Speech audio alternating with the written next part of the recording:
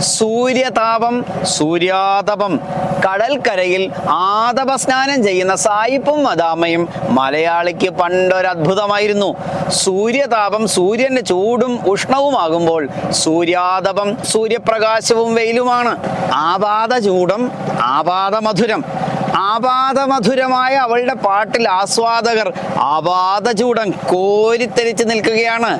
ചൂടത്തിന്റെ മുന്നിൽ വരുന്നത് ദകാരവും മധുരത്തിന്റെ മുന്നിൽ വരുന്നത് തകാരവുമാണെന്ന് മനസ്സിലാക്കാതെയാണ് മിക്കവരും പ്രയോഗിക്കുന്നത്. ചൂടം മുടിയാണ്. ആപാദചൂടം അടി മുതൽ മുടി വരെയാകുമ്പോൾ, ആപാദമധുരം പതിക്കുമ്പോൾ തന്നെ മധുരമുള്ളത് എന്നാണ്.